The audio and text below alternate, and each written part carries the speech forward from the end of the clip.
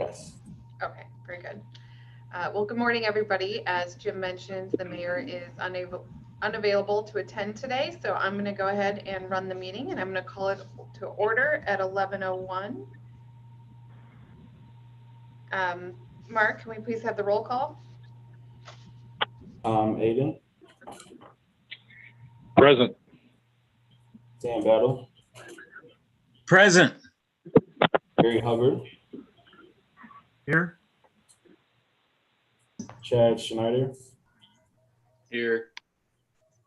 Dawn Calvert, Here. Mayor Whitfield is absent. Derek Tedrow. I'm here. All right.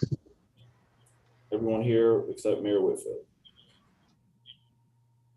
Very good. All right, so you should have all received an email from Mark. Unfortunately, we do not have due to the staff change from February 12th. So we'll have those available at the next meeting.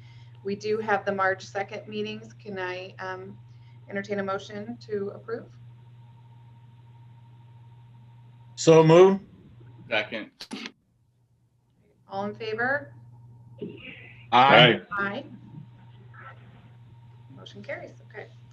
All right, so we'll go ahead to the public hearing. We have one public hearing today. We do have one member of Planning Commission absent, so I will say if we have a representative from K. Hovanian, you have an option to move forward or not with this today, but we're just missing that one member. Is there a rep here for Canadian? Yep. Sorry, I was getting audio connected. Fine, moving forward. Okay, very good. Miss All Tim right. King. Thank you, Tim. All right, so we have item 2021-100020, K. Hovanian Homes, 3296 Columbia Road, Richfield, Ohio, request a blanket variance for 20-foot wide driveway for homes in Four Seasons at Chestnut Ridge Community, 500 Bender Road. Can I have a staff report, please, Mr. Farkas? Thank you, Madam President. The request is for a driveway or blanket variance for Chestnut Ridge and Bender Road, K. Hovanian Homes, Four Seasons subdivision. The proponent is requesting a blanket variance that all new homes from this point forward be permitted to have a concrete driveway installed at 20 feet in width rather than the previously approved 16 feet in width. My findings. The site is currently zoned residential low density district, the requirements of which can be located in Chapter 1142 of the Elyria Codified Ordinance. On June 4th, 2018, Planning Commission granted a conditional use for a residential plan unit development, RPUD, via case number 2018-89. The subdivision indicated that all new homes would be provided with a concrete driveway measuring 16 feet in width on a lot measuring 52 by 140. Part of the review process for the RPUD subdivision include parking regulations as required per section 1177.03G as referenced in chapter 1175 of the Elyria Codified Ordinance, specifically section 1175.03. The ordinance reads as follows. Parking in any COS, RLD, RMD, RUD, RTH, RMHL, RMHH, and RMHP district. No off-street parking spaces shall be located within any required front yard and any lot except as an approved driveway leading to the side or rear yard parking space. Such drive and parking space shall be suitably paved as to provide a durable dust-free surface, asphalt, concrete, brick, or other surface approved by the building inspector. The area of the driveway in the front yard shall not exceed 1/3 of the area of such yard, and the width of such driveway shall not exceed 20 feet measured at the front lot line. Permitted front yard parking shall include motor vehicles as referenced in section 301.20 of the traffic code, except trucks, tractors, and any other commercially licensed vehicle over 1 ton capacity, which are prohibited from parking in the districts referenced. Staff recommendations. The previous review and subsequent approval granted by Planning Commission considered the reduced lot widths from 54 to 52 and the driveway coverage sizes at 16 as meeting the intent of the zoning code, specifically chapter 1175 of the Elyria Codified Ordinance. As the development has expanded and new homeowners settle in, Many owners desire a 20-foot in width driveway that far exceeds the 1/3 or 33.3% coverage that is permitted in the front yard. It should be noted that the requests for driveway expansions have increased, resulting in multiple appeals and variance requests to the local Board of Zoning and Appeals. For the consistent approvals granted by the Board of Zoning and Appeals for the driveway extensions, increased widths, I recommend that the petition be approved as submitted. Thank you. And Dawn, I don't usually weigh in, but I just wanted to add this. Besides being counsel for this board, I'm the counsel for the Board of Zoning Appeals. As we were just told by our building inspector, Darryl Vargas, we have received numerous requests because of the 16-foot driveway with 2 cars parked there. It's very difficult, especially for the seniors, to be able to exit their cars and be on solid footing.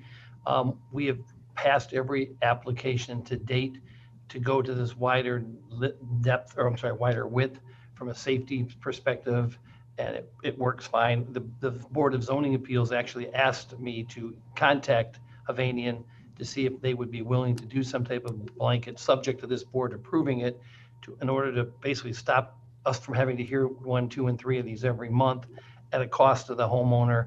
And this way, Hovnanian can do what they need to from a charging standpoint for extra concrete, but allows for a more consistent use of this driveway. Otherwise, we're going to have another 40, 50, 60 of these variance applications. Just wanted to add that in. So the Board of Zoning Appeals, again, they don't tell you what to do, but they highly recommend that this be passed. Mr. Farkas or Mr. Taylor, I have a quick question. What percentage of the homes over there that have been built would you estimate have already gotten a variance above the 16-foot driveway? Jim, I would have to say at least we're approaching 9 to a dozen. And that's what I guess, and there's more coming. What happens is these people move in. Some of them have come to us before they've actually moved in when their driveway's being poured. And last guy was an engineer who realized there wasn't enough room for him and his wife to exit their cars and their guests. The majority of them get it poured and then realize when they get out in the spring or fall, or even in the winter, they're stepping into mud or their yard, depending on the circumstances. And we've had a request of 1 or 2 or 3 every meeting for the last 4 or 5 months, Daryl? And there's tons more homes, like Mr. King can probably tell you, but there's a lot more homes to be built. Assume a lot more variances to be requested. And on that same note, Jim, I have a request right now for a larger driveway that I'm holding pending the decision of today's meeting. Hopefully that answers your question, Barry. Yeah, I know there's also other residents in the community currently that are also holding, knowing that we were putting this blanket petition together to avoid all the individual ones. So there would be more coming if the blanket one doesn't get approved. And what we would do, Hovnanian, we're currently not offering an option to widen the driveways because we're not able to. We would add the option back in. So the final 100 lots that we have to complete, the customers would be able to choose that option as part of the build and have it all poured at once.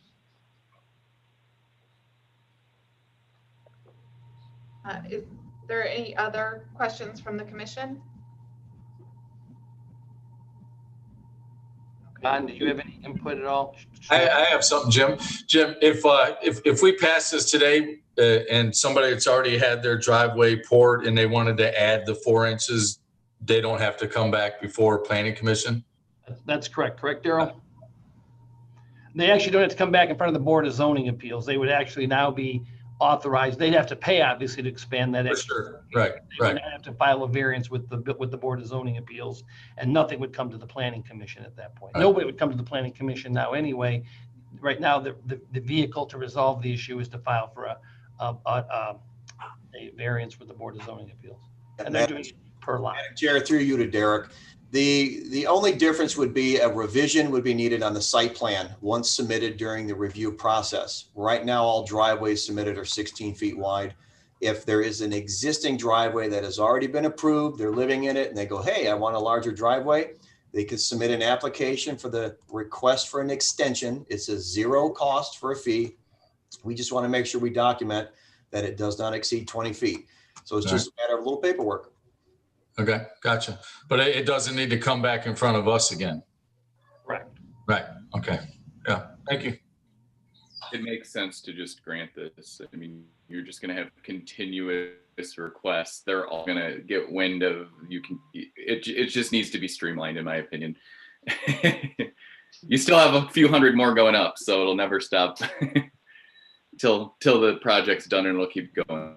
So I'm all in favor of the request when, obviously you. Yep, I think, Dawn, I just do unless anybody else has any questions, we can do the proponents, opponents. Okay. All right. Any other questions from the commission? Okay, we'll move on. Are there any proponents? Any proponents? Any proponents? Do we have any opponents? Any opponents? Any opponents? Was there somebody want to add something? The motion. All right, hearing none, I will entertain a motion to grant K. Hovanian Homes their request for a blanket variance for a 20-foot wide driveway for homes in 4 Seasons at Chestnut Ridge Community, 500 Bender Road. So moved. Moved by Mr. Schneider. Can I get a second? Second. Second by Mr. Tedrow. All in favor? Aye. Aye. All opposed? Hearing none, motion carries. Thank you, Mr. King. Thank you. All right, very good. Next on the agenda, we have 3 planning commission cases. First up, 2021-100021. K. Hovanian Homes, 3296 Columbia Road, Richfield, Ohio, requests phase 3 of the subdivision at 4 Seasons at Chestnut Ridge, 500 Bender Road. Can we get a staff report, Mr. Farkas? Madam Chair, the request is for Chestnut Ridge Bender Road, new subdivision, K. Hovanian Homes, 4 Seasons, subdivision number 3 or phase 3. Project overview. The entire subdivision was approved on June 4th, 2018 by Planning Commission, case number 2018-89 for a residential low density district to conditionally permit a residential plan unit development. The original subdivision indicated a proposed 214 lots, and the revised subdivision indicates a total of 229 lots. The submittal indicates block I and J of subdivision number 3. They consist of 99 sublots. My recommendation, the residential development appears to adhere to the original subdivision review and revisions and is a continuation of the development. I recommend approval as submitted. Thank you. Good. Do we have any questions from the commission at this point? I have a question. When this originally came through Planning Commission, there were concerns about one of the streets being named Rosewood because there technically are already two streets in the zip code named Rosewood. But it looks like there's still another street named Rosewood. I just want to question that because it was brought to our attention when the original plan came in. John, that's you, Mr. Schneider. Yeah, thanks. I actually brought that up, and I did talk to Chris Brown. Obviously, that was 2 years ago, and I don't believe he's with K. Hovanian any longer. So that was the only concern I had with this as well. I did see that.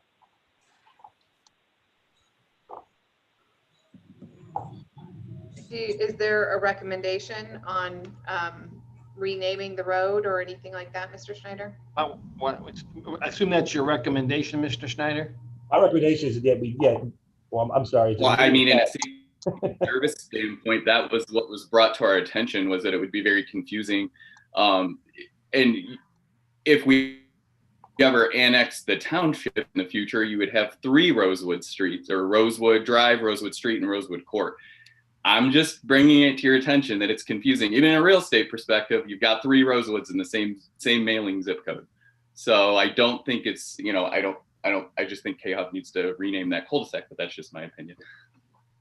Mr. King, or if there's anyone else from K. Hovanian on the line who could speak to this, could you kind of weigh in on your thoughts on this? Well, I was on for the previous, didn't realize this was even a topic on here. So I heard you mention Chris Brown. Yes, he's no longer with us. I hear what you're saying, and I see no reason why we wouldn't be able to rename that street. So I can pass that information on to our land department and let them know that they need to find a way to come up with a different name for that, because I don't disagree with the recommendation. It's a fire safety issue, so we send the people to the right location. The Amazon packages will be on the wrong porches as well. That could be a bigger problem. So Jim, are we able to pass this conditional? I would just put that condition in regards to the passing of the into the next phase. It sounds like Mr. King is in agreement, and I can't speak for his other people at his company, but I don't see why they would object to that. It's just it's a good thing for their own people that are buying these lots. Agree. And I'm the community manager of the community, so I will highly recommend.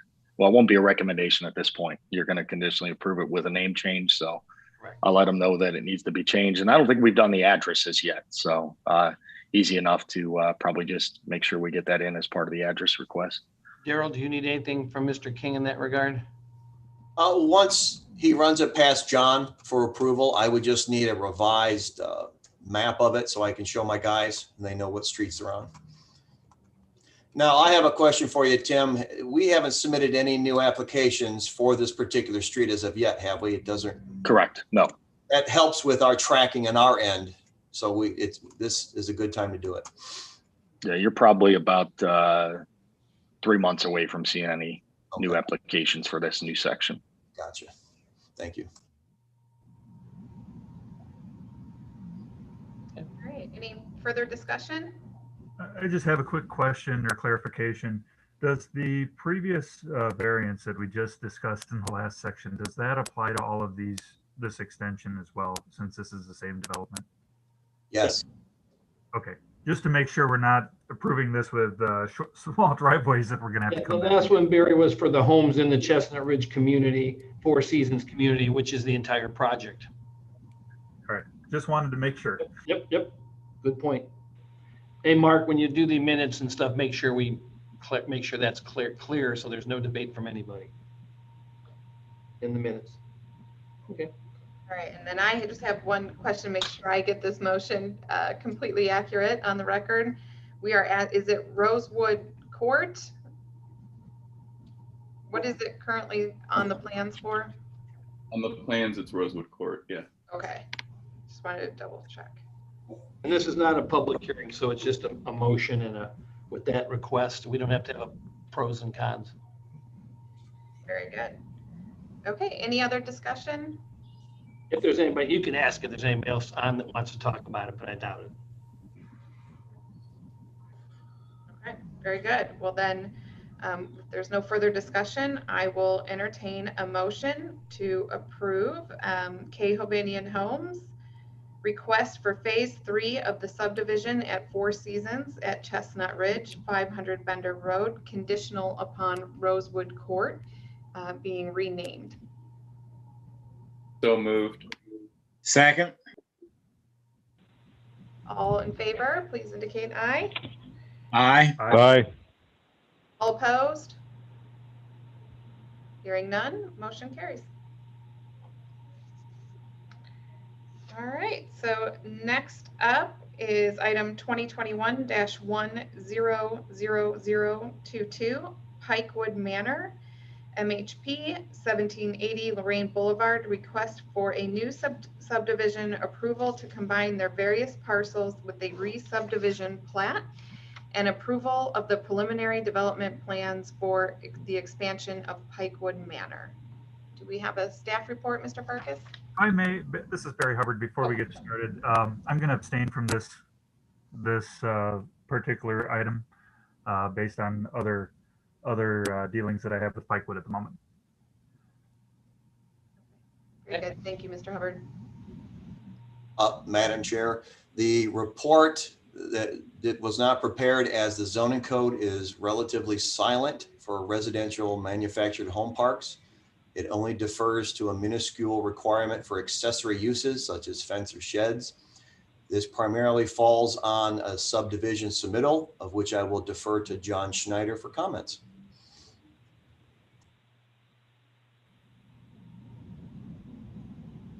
Mr. Schneider? Yes, thank you, Madam Chairman. Engineering has a few comments in regards to the overall subdivisions, and I have had discussions with the designer, Dale Haywood, about some of these. There's a couple parcels out there that the city owns or that are right away that is something that I think is something we should just give up and vacate to the parks. They really have no value to the city. So therefore, there's no reason for us to have them. The park is what the park is asking for is to combine it with the existing park, is my understanding. But if you zoom in on the plan there is a section of the park where it's actually separated by public right of way, which is unusual, we'll just say, because you're going to have a piece of the park that actually has public right-of-way in front of it. And the access to the properties is through public right-of-way. So I do have a little concern there because that roadway there would be, typically it's designed to city standards, the widths are to city standards, but the park traditionally does not have city standard roads because they police their own. They just prefer to have a smaller road, I guess. But so there are some issues there as far as how we move forward with some of this. And I don't even have all the answers. I was trying to figure it out myself. One of the things I was thinking is, do we vacate the road that they want to build that's right away and somehow give an access easement to the adjoining property owners? The problem here is, if you look up and you see where the parcel B is, adjacent to that, there's 3 lots that are privately owned lots that the park does not own. So we need to maintain access to those lots, but how do we do that? We have one other issue too, and Daryl, confirm I have the right acreage. We don't control most of the mobile home park stuff. It's done by the state. But our requirements, I believe, require is it a 20-acre parcel, Daryl? That is correct. So that's another dilemma that Mr. Haywood, we can talk about with him today. But because there's that city road going through there, and we have these 3 other lots that are not owned by Pikewood Manor, at this point, my interpretation for you all is that those lots owned by Pikewood Manor can't be included in this combination because that road strips them of being connected to the park. And what's left, the lots they want to bring in that parcel B section, is under 20 acres.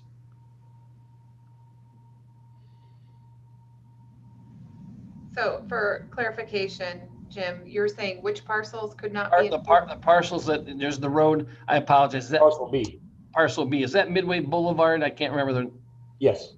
Midway Boulevard, which is the road to the bottom of the page where you see parcel B, as John said earlier, is a public road, not a private road in the mobile home park. The mobile home park puts their own streets in. That doesn't involve us. But we do require under our code 20 acres because of that public road dissecting, and because of those 3 property owners on the same side, and just because of the acreage, they don't have enough acreage to include what I call parcel B into the mobile home park at this point. There had been some just general discussion about possibly using that for drainage and other things. That, again, that's something for Dale's clients to decide, but I don't believe today parcel B can be considered as part of the consolidation at this time. Everything else is fine. And those lots that John said, they're stubs of parts of streets that, again, we don't do that today, but just so that Dale tells his client, I think we would be willing to vacate those, but that's a city council decision, not ours. Is Mr. Haywood He's there. present? Can you weigh in, please? Yes, thank you. Dale here, and I'm not sure who's controlling the screen, but may I ask them to scroll down another sheet or two, because we might be able to visualize a little better this situation where we have this disconnect. Yes, there it is. That's helpful. And then there's another one that's color coded, maybe the next sheet. Aha. And what John and Jim were explaining is that Midway Boulevard is not been vacated because UMH or Pikewood Manor does not own the property on both sides of that street, so it can't be vacated. There's 3 small parcels there that are owned by others, so Midway Boulevard needs to remain a publicly owned right-of-way, causing this separation of the overall property. There's 1.3 acres there on the north side of Midway Boulevard that's technically disconnected from the 29.3 acres. And I believe Elyria zoning requires a 20-acre minimum land size in order to propose a mobile home park. We fully understand that although mobile home parks in general, their development is controlled by the state, the Department of Commerce, but we also have to satisfy local zoning ordinances as well. But I do want to point out and make mention of something, just in case it would influence how the city would interpret their own zoning code. It is not uncommon at all for publicly dedicated owned roads to be within a mobile home park. In fact, my client UMH Properties, the owner of Pikewood Manor, has several in their portfolio that do have city streets, we'll call them, that are the road network. Just wanted to point that out in case that might change your opinion on how to treat this small detached section of 1.3 acres. Meaning perhaps you could still allow that to be developed as part of the mobile home park expansion. I have a question for Mr. Haywood or Mr. Taylor, whoever can answer. To the west, we see a similar situation with some parcels, if I'm reading the map correctly. How did that evolve? Why is that not an issue with those parcels?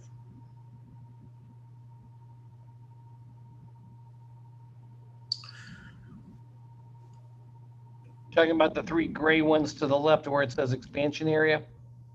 Yes, they're pink on my screen.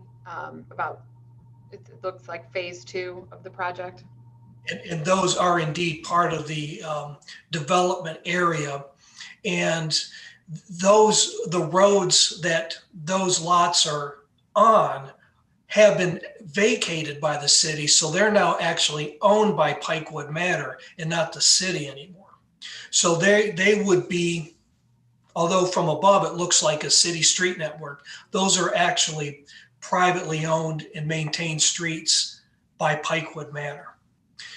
Midway Boulevard doesn't fall under that same description because that's still a public right-of-way. It hasn't been vacated. And the reason why that hasn't been vacated is because Pikewood Manor doesn't own all of the lots on each side of it. So they can't petition to have it vacated.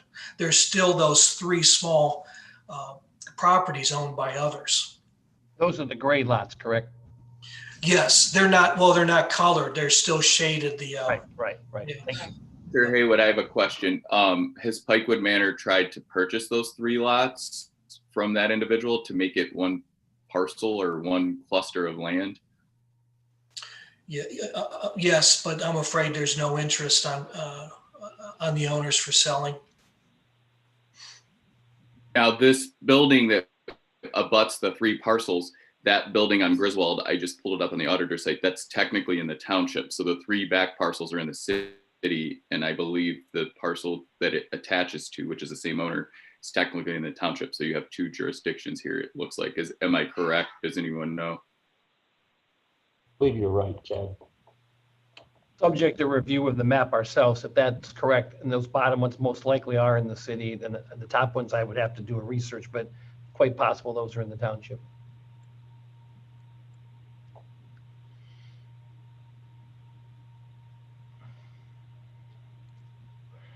And our zoning code, one of the things we're working on is getting it revamped, but it hasn't been revamped. And right now, just the language says that there has to be the 20 acres. We don't have any language about connecting. And I understand what Mr. Haywood is saying. We just don't have any language that says that public roads can run through this subdivision and where they create a lot. So we've got that one, the two stubs we're talking about, and John, you confirm, are the ones that are, if you see where it says expansion area, there's a little drop down gray area of road. That's what we're proposing and suggesting to council. There's no use for us to have those unless there's any type of, John, is there any kind of easement underneath them? Gas lines, sewer lines, water lines? Yes, yeah, we would need easements. We do have a main water main that runs through. So, but we could vacate that to square up their park. I mean, again, that's council's decision, but I don't believe they would object to that. But again, we can't speak for them. And John had told me about that earlier. The only thing they would need is an easement for whatever city utilities underneath there. It's the presence of that water line and the water line easement that influence leaving that road through the center for access to the water line. We're not proposing any home lots over that water line. Okay. And again, you'd have to actually request that those be vacated. We if you made that request, we would recommend, and we can make a recommendation, but council would decide. But for right now, I can't advise based on the way the code is written. I understand Mr. Haywood saying there are other places that do it different. Our code just says, again, because it's separated, it says 20-acre parcels. Obviously, the bottom portion there is well over 20 acres where the homes have been for years, and they're consolidating the proposed new homes. Am I correct, Dale? Are going to be consolidated with the ones that already exist under one parcel? Yes. Right. So unfortunately, I think those three lots are kind of holding up the progress of vacating Midway Boulevard. We can't, my opinion was we can't vacate because if you do, those people have no access to their property where they presently have on a public roadway. Even though the lots are empty. Mr. Taylor, are we able then, is Planning Commission able to approve the expansion area 29.31 acres and then table or not approve the 1.34 acres since that we would approve it excluding the expansion area of 1.34 acres at this point.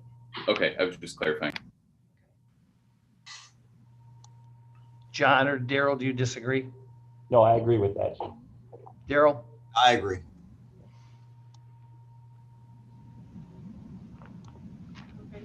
Are there any further questions from the commission?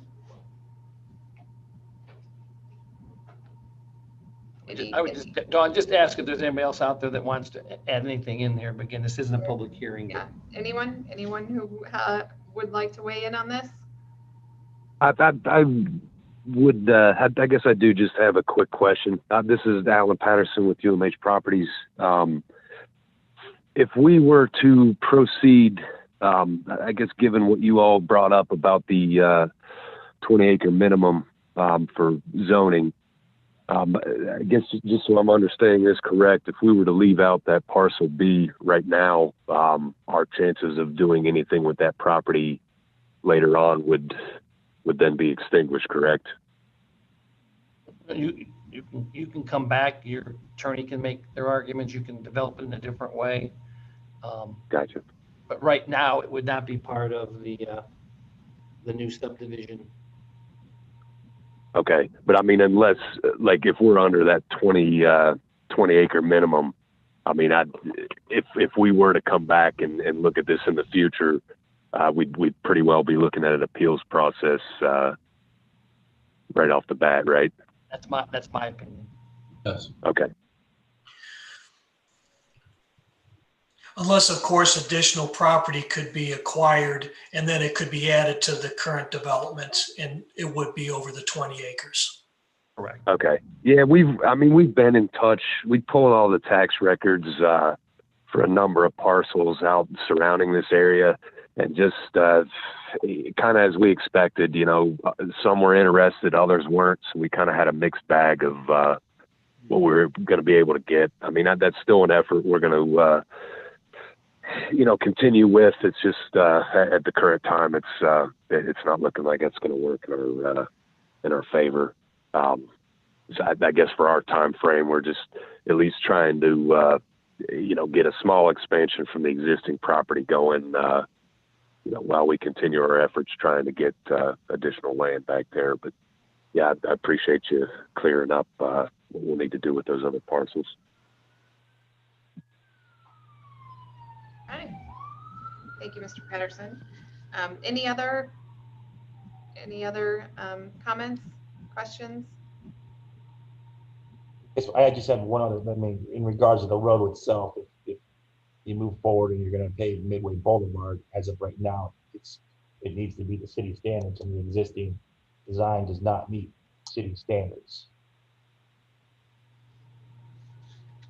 You're saying even if we approve the 29.31 acres because Midway Boulevard feeds into it, basically this parking, is that a parking area? I'm looking at my screen.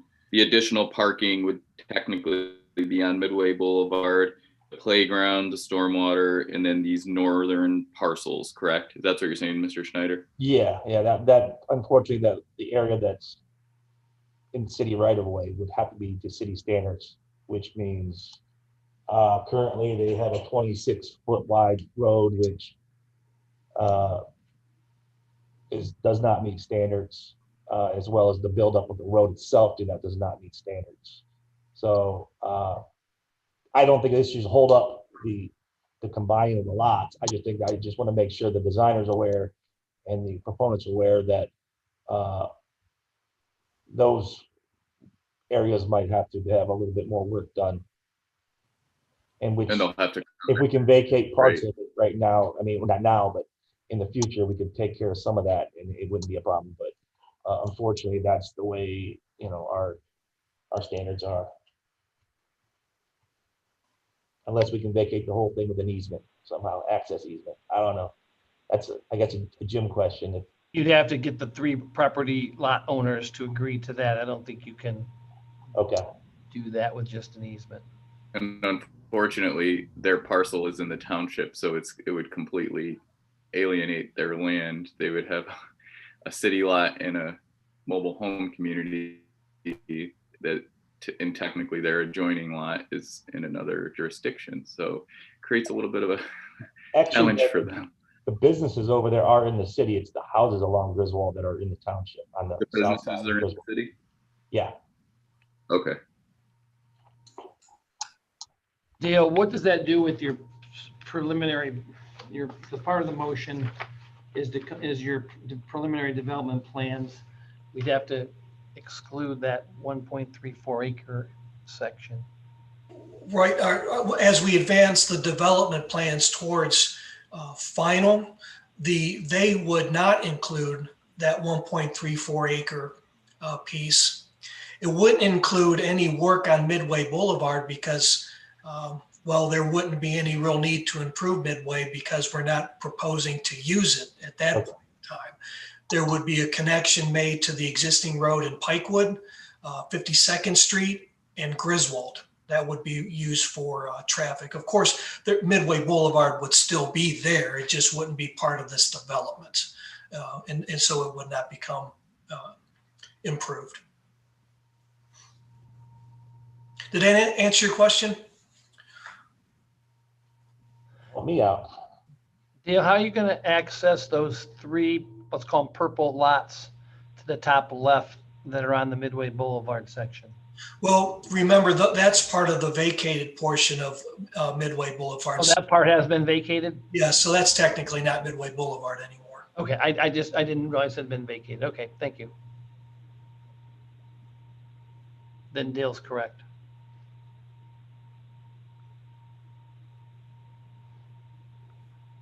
Any other comments, questions? I just have one question, and I know on Midway Boulevard, is it actually developed this far? I've never been down here. So is the road actually in where the orange 1.34 acres starts, or is it? No, there's no road?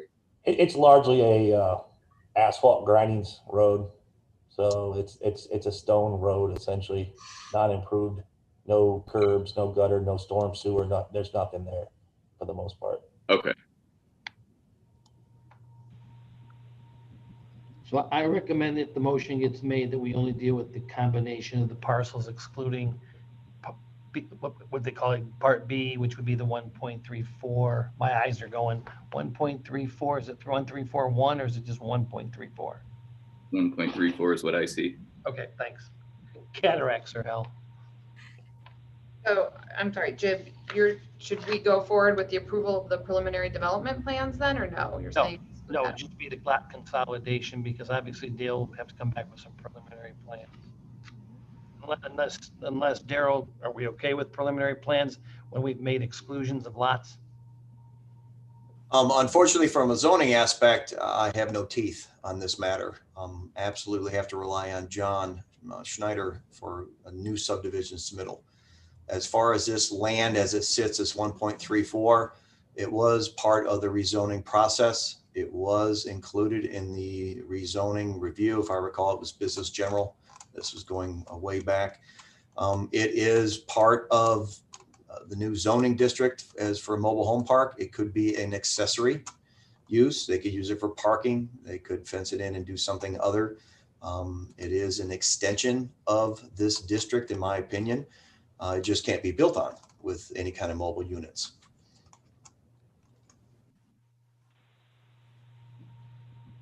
Dale, would you be okay if the motion is to combine and as to the preliminary, because it's preliminary development plan approval would also exclude the 1.34 acres? I think that would be acceptable. I'd like if it could be framed as, yes, the way you described, the 29 acre piece would be the approved portion of the preliminary development plan. And then if you come back with accessory uses like Gerald just said, then you could come back with a plan that provides for that. Yes. Okay. Everybody understand and agree with what I said? We would exclude for combining the parcels, we'll exclude parcel B, which is the 1.34 acre parcel, and also the preliminary subdivision plans. Preliminary approval would be, those would be excluded from any preliminary approval. That part B, the same acreage. I just have one quick question. If when we're referring to it as accessory use, that would still open up the option of amenities or maintenance storage, or would we still be running into the same problems with Midway there? This is Daryl Farker, zoning administrator. From an accessory use, it would permit you anything incidental to the principally permitted use. If you wish to put up a storage building for maintenance, you would of course have to go through the zoning review process, of which will automatically require variances for the location, as the lots are limited in size. You would have to meet the setback requirements for the accessory uses, but that can be heard either through the Board of Zoning Appeals and or back to Planning Commission if you so choose. Okay, yeah, appreciate clarity on that. Would UMH still be permitted to combine those properties, even though they're not being allowed as part of the expansion development? Would they still be, permitted to combine? There's several small properties there. It might behoove them to combine them into one, even though it couldn't be part of the expansion development. Yeah, and because of the number of lots, my eyes are going, as I told you, but if there's more than 5, so it looks like there is, you'd have to file with Planning Commission. Daryl has authority for 5 or less, but after 5 lots, Planning Commission has to recommend it. Would it be possible to be granted approval for the combination of those properties? And then the other item on the agenda is the preliminary development plans. The preliminary development plans could then be scaled back to just approval for the 29 acre portion. I think I said that, or I would recommend that the preliminary approval plans be scaled back to exclude the 1.34. I don't think, since the request is in front of us, we can vote to combine those. That's my opinion. Daryl, again, I'll rely on you, but from a legal standpoint, that request has not been made. I would agree. I have not had that before me. As far as the zoning review, I've completed it many months ago regarding the rezone. I don't think these particular parcels have anything on them. I don't recall. If they do wish to combine them, Jim, I'm with you. I'm not sure if this is 3 parcels, 4 parcels, maybe more. But if I can do it in-house, we can definitely entertain that down the road. It looks like 7. Dale, maybe you have a better knowledge of it, but look, there's 7 lots there. I do. It's on a different drawing. It'll be a little bit easier to see. The 1.34 acre piece. There's 7.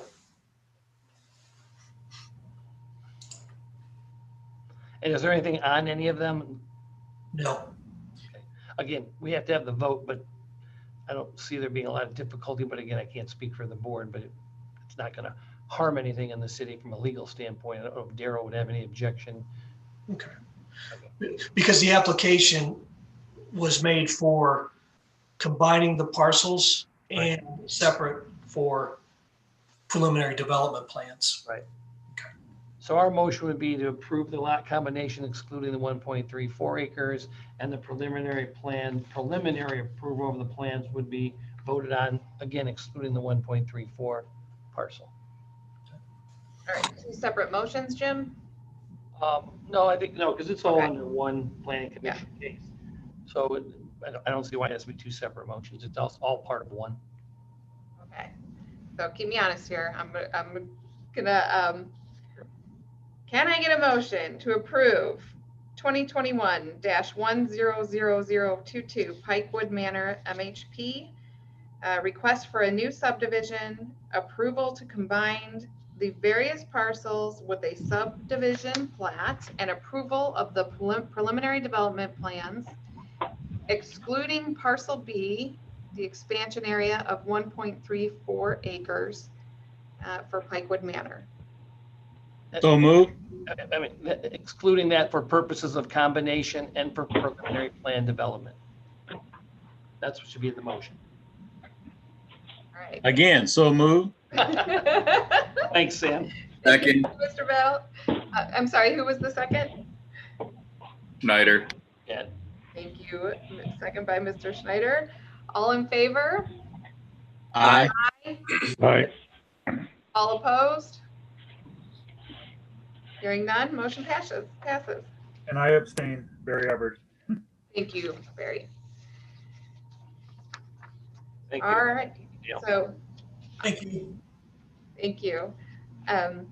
Item number 3, 2021-100023, City of Elyria, 100 Elm Street, requests a waiver of the design review guidelines for the vinyl coated chain link fence.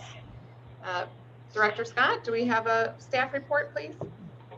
Yes, so the city is proposing to install a black ornamental fence as well as a black vinyl coated chain link fence at the building and land storage garage.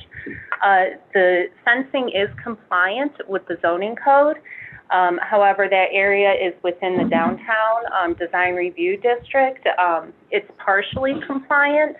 A waiver is going to be needed for the black vinyl coated chain link fencing.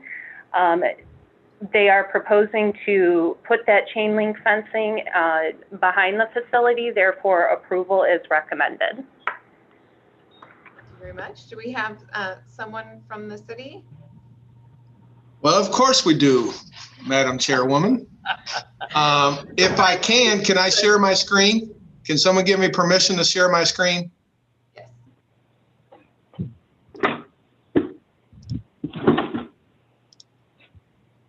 So you should see on your screen the county auditor's website. Is that correct? Yes. Okay. So the area we're talking about, if my pointer's working, is our building, which was built a couple years ago, is right here. The ornamental fence, which matches what is currently at City Hall, will be 12 feet along this sidewalk on Elm and then run all the way down to Muni Court's parking lot.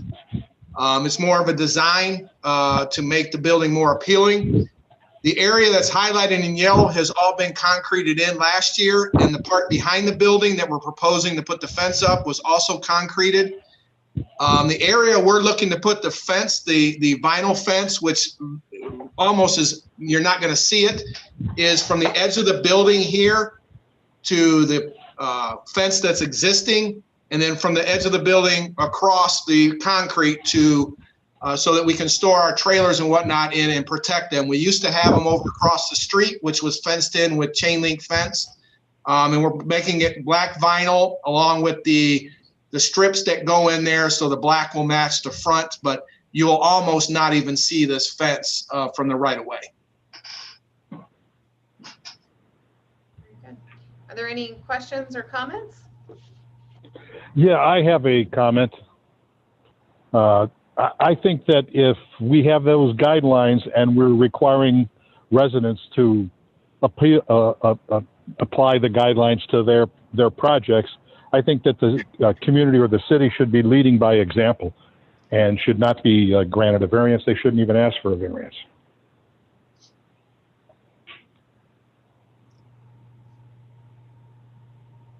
All done, Tom?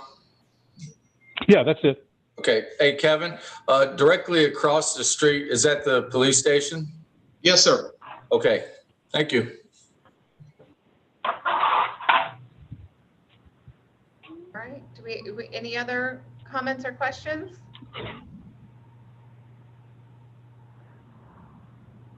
All right. I'll entertain a motion to approve 2021-100023, City of Elyria, 100 Elm Street, request a waiver of the design review guidelines for the vinyl coated chain link fence. So moved. Thank you. Moved by Mr. Tedrow. Can I get a second? Second. Second by Mr. Schneider. All those in favor? Aye. Aye. All those opposed? Opposed. We do have enough votes that motion approves. Motion is approved. Thank you. Yes. Thank you very much. All right, Director Scott, do we have a staff report or summary of the reports? Other than what's listed on the agenda, no further report. All right, any other comments, reports, questions? All right, very good. I will entertain a motion to adjourn. So move. Second. All right. All those in favor? Aye. Aye. All right, we can adjourn. Thank you so much, everyone. We'll have our next meeting on May 4th. Awesome.